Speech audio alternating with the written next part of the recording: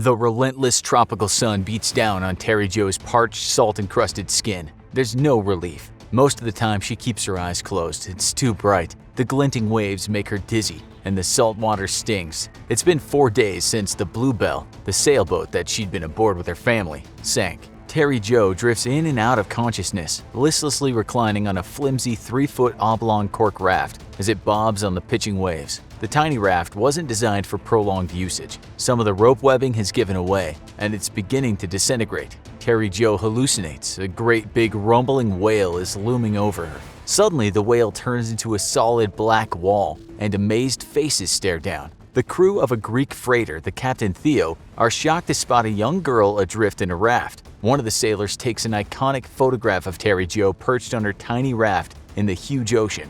The crew quickly gets her aboard. Terry Jo tells them that she'd been aboard the Bluebell, her name, and that she's the sole survivor before losing consciousness. Just in the nick of time, Terry Jo has been rescued from death. Soon, she would reveal the devastating truth of what happened aboard the Bluebell. Arthur Duperel, a prominent optometrist from Green Bay, Wisconsin, fondly remembered serving in the Navy. He dreamed of visiting the tropics and living on a sailboat for a year with his family. In the fall of 1961, he set out to make his dream a reality. The Duperel family, made up of Arthur, his wife Jean, and their 3 children, 14-year-old Brian, 11-year-old Terry Jo, and 7-year-old Renee, caravanned from the Midwest down to Florida. The Duperels rented the Bluebell, a 60-foot ketch or 2-masted sailboat, and hired skipper Julian Harvey. Harvey, a retired Air Force vet, brought along his wife of a few months, Mary, a retired flight attendant and aspiring writer. She would act as the cook on the trip. On November 6, 1961, the Bluebell shoved off from Fort Lauderdale. The plan was to spend the next week sailing 200 miles to the Bahamas and back. The trip was a trial run to see if the family enjoyed living at sea.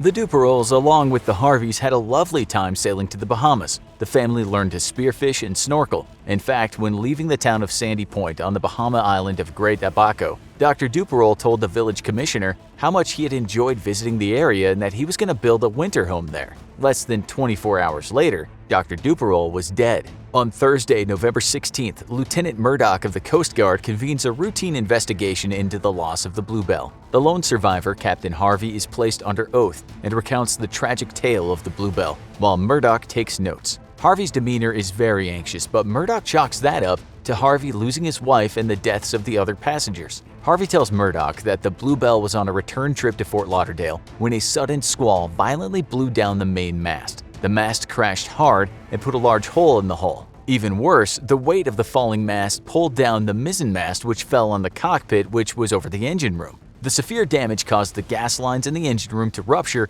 and the boat burst into flames as it sank. Most of the passengers had been in the cockpit when the accident happened and were severely injured and caught in the tangled rigging. Harvey alone had managed to launch the dinghy and raft before diving overboard to escape. 1 or 2 passengers had jumped overboard, and he had searched for them to no avail. Eventually, Harvey found the body of Renee floating face down in the water. He tried to resuscitate her, but he couldn't. He towed her body in the raft. 2 days after the sinking, he was picked up by an oil tanker, the Gulf Lion. Something about Harvey's story seems off, but Murdoch can't quite put his finger on it. It would be unusual for a falling mast to do the extensive damage that Harvey described. However, Murdoch had no reason to think Harvey was lying. Then again, upon Harvey's rescue, the Coast Guard had launched an extensive air and sea search, and they'd spent a few days searching over 5,000 square miles for survivors and the remains of the Bluebell, but strangely they found nothing, not even a trace of debris from the boat. Things get weird when Murdoch asks Harvey a few follow-up questions, including why didn't he fire any of the flares that were in the emergency kit in the dinghy? Harvey said that the flares were in the bottom of the kit and he didn't think to use them. An experienced skipper of many years didn't think to look for and use flares during an emergency? Some of Harvey's other answers to Murdoch's questions are also illogical or puzzling. Harvey's just finished his testimony when Captain Barber, another officer working on the Bluebell investigation, rushes into the room with amazing news. There's another survivor of the Bluebell tragedy. Terry Jo Duperel has been rescued by a freighter and is en route to a Miami hospital via Coast Guard helicopter. Harvey comments on the good news but seems a little dazed. He leaves the inquiry, declining to stay and hear testimony from the owner of the Bluebell who had rented it to the Duperels. The Coast Guard officers go with their gut feelings and call the Miami police to station a guard outside Terry Jo's hospital room when she arrives. At Mercy Hospital, Terry Jo is examined and found to be in a coma. Her body has been pushed to its limit. Doctors prescribe a course of rest and rehydration for her. If she pulls through, it'll be a few days before she's in a state to be questioned. On November 17th, the day after Terry Jo's rescue, a maid at the Sandman Motel in Miami discovers Harvey's body when she goes in to tidy his room. The night before, he'd checked in under a fake name and violently committed suicide by slashing several veins. Terry Jo responds to the treatment and quickly bounces back.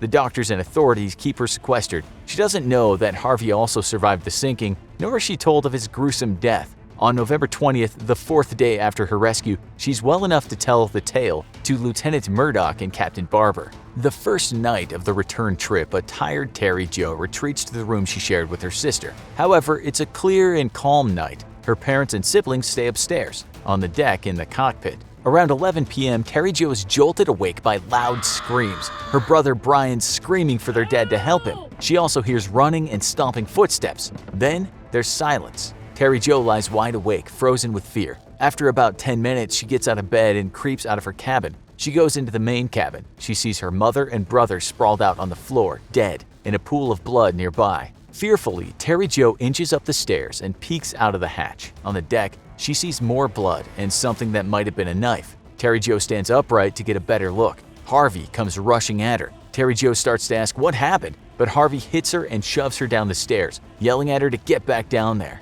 Terrified, Terry Jo tries not to look at the corpses of her mother and brother as she goes down the stairs, out of the main cabin, and returns to her room. She huddles in a ball on her bed, shivering. She doesn't know what to do. She hears water sloshing and wonders if Harvey's washing the blood off the deck. After a little while, oily bilge water begins to flood into her room. Suddenly, Harvey appears in the doorway. It's dim, and Terry Jo can't see the expression on his face, but he's staring at her. He has something in his hand. It might be her brother's rifle. Terry Jo freezes, scarcely daring to breathe. After a long, agonizing moment, Harvey walks away and goes upstairs. Terry Jo stays where she's paralyzed with fear until the water grows high enough that it crests her bed. The Bluebell is sinking. Terry Jo wades through the waist-deep water, trying to avoid seeing the corpses as she goes into the main cabin and up the stairs. She climbs back on the deck to see the wooden dinghy and life raft have been launched and are floating beside the Bluebell. Confused, Terry Jo asks Harvey if the ship was sinking. Harvey yells at her and tells her that it is. He thrusts a line into her hand and tells her to hold it before walking off to another part of the deck. Terry Jo, still numb with shock over all that's happened, can't hold on. The line slips through her fingers. Harvey comes back and sees that she's dropped the line. It was for the dinghy, which has now drifted away from the ship. He dives overboard and swims for the boat. Terry Jo can't see whether he reaches it or not, and she has bigger problems on her hands. Waves are beginning to wash over the deck.